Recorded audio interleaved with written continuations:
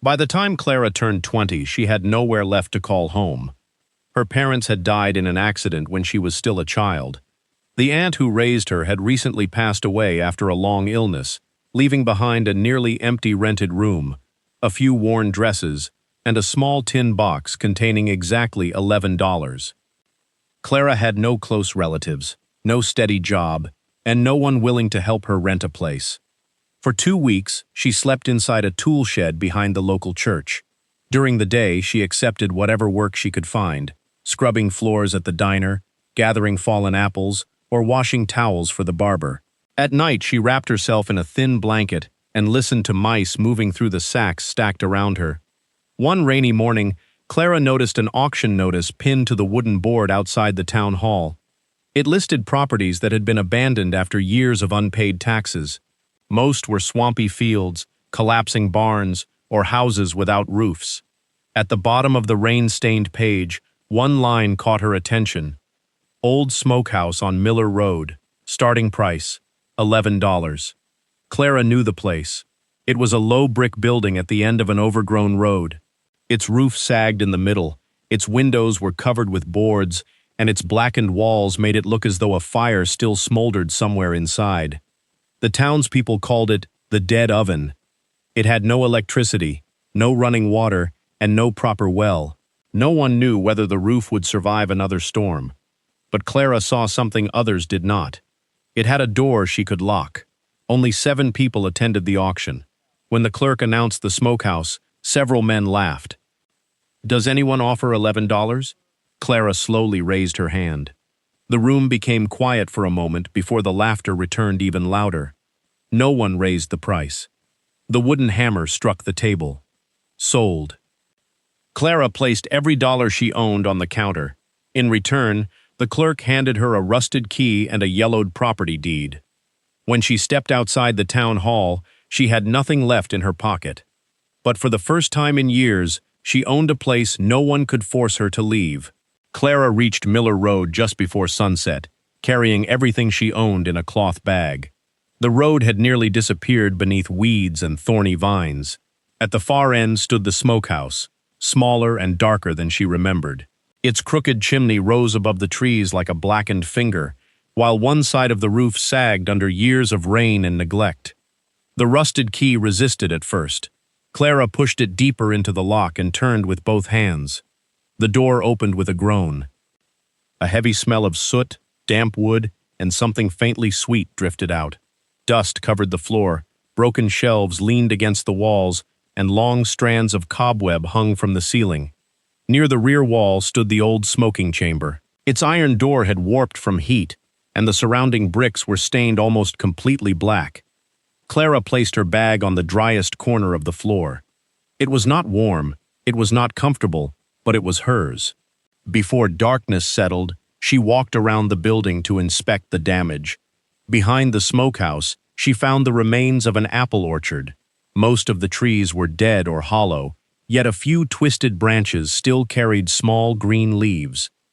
An elderly woman passing along the road stopped when she saw Clara. "You are not planning to stay there, are you?" the woman asked. "I bought it this morning." The woman stared at the smokehouse, then lowered her voice. That place was closed after the fire. Clara had heard people mention a fire, but no one had ever told her what happened. The woman explained that smoke had poured from the building one winter night, many years earlier. By the time the townspeople arrived, the owner had disappeared. No body was found, and no one agreed on what caused the flames. Afterward, the smokehouse was locked and abandoned. "Some places should be left alone," the woman warned before walking away. That night, Clara lit a small lantern and continued cleaning. At the center of the floor, beneath layers of soot and fallen plaster, she found a wide ash pit surrounded by brick. Most of the floor had been built with dark red bricks, worn smooth by age. But the bricks covering the pit were pale, rough, and strangely clean. They had been placed there much later. Clara knelt and brushed away the remaining ash. Along one edge, she noticed a thin line of hardened white mortar. Someone had not merely closed the ash pit. Someone had sealed it. Rain began before dawn, and continued through most of Clara's second day in the smokehouse. Water slipped through the damaged roof, ran down the blackened walls, and gathered in shallow pools across the brick floor. Clara moved her blanket and belongings from one dry corner to another, placing cracked pots beneath the worst leaks. By afternoon, nearly every part of the floor was damp, every part except the sealed ash pit. Clara stood beneath the leaking roof and stared at it. The pale bricks covering the pit remained strangely dry, even though rainwater had spread around them. She knelt and pressed her palm against the surface. The bricks were warmer than the rest of the floor. At first, she assumed the difference came from the old chimney. Perhaps the thick masonry still held heat from the previous day. But the smokehouse had been cold for decades, and Clara had not lit a fire. She began clearing away the remaining soot. Using a bent fireplace shovel, she scraped along the edge of the white mortar. The work was slow. Dust filled the air, and the mortar was harder than it appeared. After nearly an hour, the shovel struck something with a sharp metallic sound. Clara stopped. She brushed the loose ash aside with her fingers. A small iron ring lay flat between two bricks. It was almost completely hidden beneath hardened soot. Rust covered its surface, but when Clara pulled on it, the ring moved slightly. The bricks around it moved too. She leaned back, suddenly aware of how quiet the building had become. Even the rain seemed distant. Clara wrapped a strip of cloth around the ring and pulled again. Nothing opened. Instead, a thin crack appeared along the mortar line, releasing a faint current of warm, dry air. It carried the same sweet scent she had noticed when entering the smokehouse: old fruit wood, and smoke and something earthy. There was empty space beneath the floor. Clara searched the nearby shelves and found an iron bar buried beneath broken boards. She wedged it between the pale bricks and pressed down with all her weight. One brick lifted. Below it was not soil, ash, or a foundation stone. It was a dark wooden surface reinforced with iron bands. A hatch. Someone had placed bricks over it, sealed the edges with mortar, and covered everything beneath years of ash. Clara reached into the narrow opening. Her fingers touched a metal plate fixed to the wood. Several words had been scratched into it, but most were hidden beneath the remaining bricks. She could read only the final line: "Keep the fire above." A floorboard creaked behind her. Clara turned quickly, gripping the iron bar. No one was there. Only the open doorway, the rain, and the abandoned orchard beyond it. When she looked back, a thin thread of air was rising through the crack, carrying the scent of applewood from somewhere beneath the sealed floor. Clara waited until the rain weakened before trying to open the hatch. She removed the remaining pale bricks one by one, stacking them carefully beside the wall. Beneath them lay a rectangular wooden door, reinforced with 3 iron bands. The hinges were buried under hardened mortar, and the iron ring was so cold with rust that it stained her hands orange. She hooked the iron bar through the ring and pulled. The hatch did not move. Clara cleared more mortar from the edges, then tried again. This time the wood groaned, a line of dust broke loose, and the door rose less than an inch before falling shut. Warm air escaped through the gap. It was dry and carried the scent of old applewood, smoke, leather, and something faintly medicinal. Clara placed a broken brick beneath the edge and forced the hatch upward a little at a time. When the opening was wide enough, she lowered her lantern into the darkness. A narrow staircase descended beneath the smokehouse. The walls were made of brick, but unlike the blackened room above, the bricks below were clean and pale. Thin copper pipes ran along the ceiling before disappearing into the foundations. At the bottom of the stairs stood a small chamber no larger than a pantry. Clara climbed down carefully. The air was unexpectedly cool near the floor, even though warm air had risen through the hatch. Along one wall were wooden shelves holding dark glass jars sealed with wax. On another were 3 cedar boxes covered in dust. In the center of the room stood an old work table. A leather-bound notebook rested on top of it. Clara reached for the book, but stopped when she noticed the wall behind the table. Several narrow brick channels had been built into it. Some led upward toward the smoking chamber. Others disappeared beneath the floor. Each opening had a small iron slider that could be pushed open or closed. This was not an ordinary storage cellar. It was connected to the smokehouse above. Clara opened the first cedar box. Inside were cloth packets labeled in faded handwriting. Most held seeds, apple, herbs, and several varieties she did not recognize. The second box contained metal tools, measuring spoons, and a small brass thermometer. The third box was locked. As Clara lifted the notebook, a folded sheet of paper slipped from beneath it. Across the top, someone had written, "The fire was never the secret. The air was." Below the sentence was a rough drawing of the smokehouse, the ash pit, and the hidden room. Clara studied the lines until she understood what she was seeing. The sealed cellar had not been built to hide treasure. It had been built to control smoke. Clara spent the next morning studying the leather-bound notebook. Most of the pages were filled with measurements, sketches, and short instructions written in fading ink. At first, the notes seemed confusing. Temperatures were marked beside drawings of vents. Arrows showed air moving through the ash pit, down into the cellar and back toward the smoking chamber. Slowly, the design began to make sense. The ash pit was not simply a place where burned wood collected. It was the center of the entire system. A small fire was meant to burn in a separate chamber above the pit. Instead of allowing the smoke to rise directly around the food, the hidden channels pulled it downward through the brickwork. As the smoke traveled through the cooler cellar walls, it lost much of its heat. Then it returned through narrow vents near the floor of the smoking chamber. The system allowed the smokehouse to preserve meat without exposing it to an open flame or extreme temperature. Clara turned to a page covered with darker handwriting. "Too much fire spoils the meat. Too little air kills the smoke." Below the sentence, the former owner had listed different woods and their uses. Hickory produced a strong flavor. Oak burned slowly. Applewood created a mild sweetness, but only when the wood had dried properly. Another page explained the iron sliders inside the cellar. Each one controlled a different part of the airflow. Opening the lower channels drew heat away from the fire.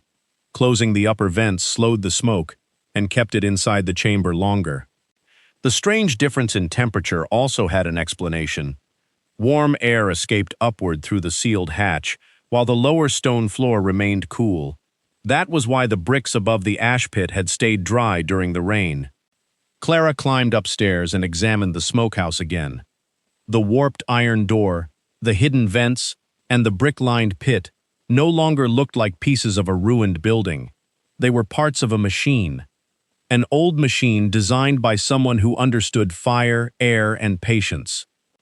Near the end of the notebook, Clara found a warning written across an entire page. "Never begin with meat. Test the air first." Underneath it was a simple method. Light a small fire. Place damp cloth strips at 3 heights inside the chamber. Watch how the smoke moved and how quickly each strip dried. Clara gathered dry branches from the abandoned orchard and placed them in the fire chamber. For the first time in decades, a flame appeared inside the old smokehouse. She opened one iron slider. Smoke vanished beneath the ash pit. A moment later, a thin blue stream emerged from a vent near the floor. Clara watched it rise slowly through the chamber. The system was still alive. The thin blue smoke gave Clara confidence she had not earned. For 3 days, she repeated the cloth test, adjusting the iron sliders until the smoke moved evenly through the chamber. Each attempt looked better than the last. The fire stayed small, the smoke remained pale, and the old thermometer rarely climbed above the markings in the notebook. Clara began to believe she understood the system. She spent her final few coins of credit at the butcher's shop on a small cut of pork. The butcher hesitated before handing it over. "You are really going to cook that in the old place?" "Smoke it," Clara corrected. He glanced at the parcel and smiled without warmth. "Try not to burn down what you just bought." Back at the smokehouse, Clara rubbed the meat with salt and herbs from one of the cellar jars. She hung it inside the chamber, lit a small applewood fire, and opened the lower vent exactly as the notebook instructed. For the first hour, everything seemed perfect. The smoke rose in a slow blue ribbon. The chamber smelled sweet and clean. Clara sat beside the iron door, imagining the meat hanging in a market stall and customers asking where they could buy more. Then the wind changed. A strong gust pushed down through the crooked chimney. The fire flared inside its chamber, and a wave of hot smoke rushed through the hidden channels. The thermometer needle climbed. Clara closed one slider, then another. The smoke thickened instead of slowing. Dark clouds poured from the vents, filling the chamber and leaking through cracks in the door. She pulled the iron handle, but the warped door had swollen from the heat. It would not open. Clara wrapped both hands in cloth and dragged until the door finally tore free with a metallic scream. Black smoke rolled across the room. The meat inside had turned hard and nearly black. Fat dripped onto the bricks, carrying a bitter, burned smell that overwhelmed the sweetness of the apple wood. Clara threw the ruined cut onto the work table. Everything she had borrowed was gone. Outside, two boys standing near the road began laughing. "The dead oven ate her dinner?" Their voices carried toward town. By evening, nearly everyone had heard that Clara had tried to revive the smokehouse and failed. She sat alone beside the cold fire chamber, staring at the ruined meat. She had followed the notes, watched the temperature, and opened the correct vents. Yet one page of the notebook had become smeared by moisture, hiding several lines beneath a brown stain. At the bottom, she could still read a single warning. Never trust the fire when the wind turns north. Clara looked toward the chimney. The system was not broken. She simply did not understand it well enough. The next morning, Clara carried the ruined meat to the edge of town. She had intended to throw it away, but an elderly butcher named Elias stopped her outside his shop. He took one look at the blackened surface and asked where she had smoked it. "In the old smokehouse on Miller Road," Clara said. Elias's expression changed. "My father used to bring meat there when I was a boy." Clara showed him the notebook and explained what had happened when the wind turned north. Elias read the stained page, then shook his head. "The notes are not wrong," he said, "but they assume the chimney still stands the way it did 40 years ago." He followed Clara back to the smokehouse. After walking around the building twice, Elias pointed to the crooked chimney. Several upper bricks had shifted, narrowing one side of the opening. When the wind came from the north, it struck the broken edge and forced air downward. "The chimney is pushing the fire instead of drawing it," he explained. Inside, he examined the hidden vents and tapped the brick walls with his knuckles. Behind one loose panel, he found a narrow iron lever Clara had never noticed. It controlled a bypass channel. According to Elias, the old owner opened that channel whenever the weather changed suddenly. It allowed excess heat and smoke to escape before they reached the smoking chamber. Clara pulled the lever. Far above them, dust fell from a vent near the chimney base. That afternoon, Elias taught her how to read smoke without relying only on the thermometer. Pale blue smoke meant the wood was burning cleanly. Thick white smoke meant the wood was damp. Black smoke meant the fire lacked air or had become too hot. He also showed her how to hold her hand near the chamber door. If you cannot keep it there for several breaths, the heat is already too high. They lit another small fire using dry apple branches. When the wind shifted, Clara opened the bypass channel. The flame remained steady. Smoke moved slowly through the lower vents and rose in a thin, even veil. For the first time, Clara understood that the smokehouse was not a machine that could simply be switched on. It had to be listened to. Before leaving, Elias placed a small parcel on the table. Inside was another piece of pork. "You will owe me when you sell the first good batch," he said. Clara looked at the meat, then at the steady blue smoke. This time, she did not feel confident. She felt prepared. While the second piece of pork rested in salt, Clara returned to the cedar box in the cellar. Most of the cloth packets had become brittle with age. Their labels had faded until only fragments remained. Winter herb, red root, Northfield. One packet, however, had been carefully wrapped in waxed cloth and tied with dark thread. 3 words were still visible. Miller's winter apple. Clara carried it to Elias. He turned the packet over in his hands before speaking. "My grandfather used to talk about those apples," he said. "Small, hard, and too sour for most people to eat, but their wood produced a sweet, clean smoke. The variety disappeared when the orchard was abandoned. Inside were 12 dark seeds. Clara wanted to plant them immediately, but Elias warned her that age might have killed them. Even if they sprouted, trees grown from seed would not necessarily produce the same apples as the original tree. To preserve a variety, he explained, you need living wood from the old tree. They searched the abandoned orchard together. Most of the trunks were hollow, split, or covered with fungus. Clara had nearly given up when Elias stopped beside the oldest tree. Its center had rotted away, but one branch still carried a few healthy green leaves. He scraped the bark gently with his knife. A thin layer beneath it was still green. "This tree is alive," he said. Elias cut several small shoots from the branch and showed Clara how to graft them onto the roots of younger wild apple trees growing along the edge of the orchard. The work required clean cuts, tight bindings, and patience. There was no guarantee the grafts would survive. Clara planted the old seeds as well, not because she expected perfect copies, but because something inside the packet had endured for decades and deserved a chance to grow. Days later, 3 seedlings emerged. The grafts remained silent. Then, one morning, Clara noticed a swollen bud on the first grafted branch. A few days later, it opened into a small green leaf. The forgotten tree had begun living in new roots. Beneath the old trunk, Clara found several fallen branches protected from rain by thick grass. The wood was dry, dense, and faintly fragrant. For the next smoking test, she added only one small piece to the fire. The smoke stayed pale blue, but its scent softened, carrying a delicate sweetness like dried fruit. Elias closed his eyes. "That is it," he whispered. "That is the smell I remember." Clara looked at the new leaf, the seedlings, and the thin stream of smoke rising from the chamber. The cellar had not given her a finished treasure. It had given her the last pieces needed to rebuild something everyone else had allowed to disappear. Clara waited until the weather stayed calm for 3 straight days before attempting another full batch. This time, she did not rush. She dried the apple wood properly, checked the chimney, tested the bypass channel, and watched the smoke before placing any meat inside. Elias stood nearby but said little. He wanted Clara to make the decisions herself. The first hour passed without trouble. The smoke remained pale blue. The temperature stayed low and steady. When the wind shifted, Clara opened the hidden channel before the fire could flare. For the first time, the smokehouse responded exactly as she hoped. By evening, the meat had taken on a deep reddish-brown color and a mild, sweet aroma unlike anything sold in town.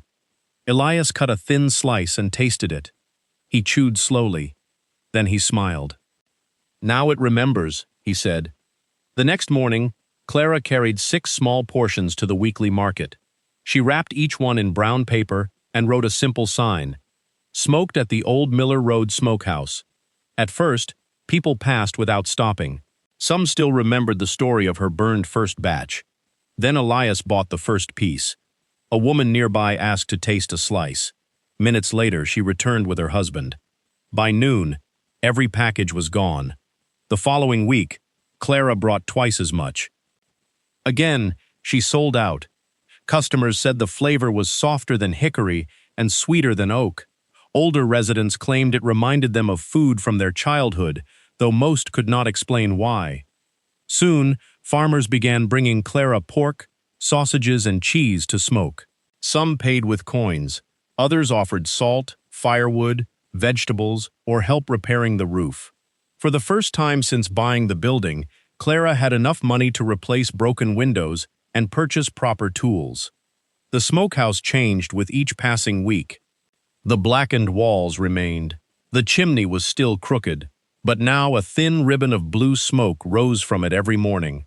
People no longer called it the dead oven. They began calling it Clara's Smokehouse. One evening, after the final customer left, Clara stood beside the orchard and looked back at the building. She had bought it because it had a door she could lock. Now, for the first time, people were knocking on that door because they wanted what she had created inside. Success brought Clara customers, money, and the attention of Victor Hale. He had been among the men who laughed when she bought the smokehouse for $11. Now he arrived in a polished carriage and placed an envelope on her table. The offer inside could have bought Clara a comfortable house in town. In exchange, Victor wanted the smokehouse, the cellar, the notebook, and every tree in the orchard. Clara pushed the envelope back. Not for sale. 3 days later, a county inspector nailed a closure notice to her door. The chimney was considered unsafe. The underground chamber did not appear on the county's current records. Until Clara proved the structure was legal and the smoking system safe, she could not accept another order. That week, customers stopped coming. Several farmers collected their meat and took it elsewhere. Clara watched the fire chamber grow cold again, while Victor's offer remained on the table. He returned before the deadline. "You saved this place," he told her, "but saving something does not mean you can afford to keep it." For a moment, Clara almost believed him. Then Elias noticed a small brass key stitched inside the back cover of the old notebook. It opened the third cedar box. Inside were no coins or jewels. Clara found the original construction plans, a record of the underground smoke channels, and letters written by the former owner. One letter explained that the fire had started when a damaged chimney forced heat back into the system during a north wind. The owner had opened the emergency bypass and saved most of the building, but suffered severe burns. While he recovered elsewhere, a business partner disputed ownership of the property and ordered the ash pit sealed. The cellar had not been hidden because it was illegal. It had been buried because someone wanted its knowledge forgotten. The documents proved the chamber belonged to the original structure, but Clara still had to prove the smokehouse could operate safely. Elias and the farmers helped rebuild the chimney and strengthen the roof. On inspection day, the north wind returned. The inspector watched as Clara lit a small fire, tested the draft, and opened the bypass before the temperature could rise. Pale blue smoke moved evenly through the chamber. The needle on the thermometer remained steady. The inspector removed the closure notice. Victor's complaint had failed. That evening, Clara hung the former owner's final letter beside the entrance. "To whoever keeps this place alive, protect the knowledge, but never bury it again." She had bought the smokehouse because its door could keep the world out. Now she left that door open. What lay beneath the ash pit was never treasure meant to make one person rich. It was knowledge that could survive only when someone chose to share it.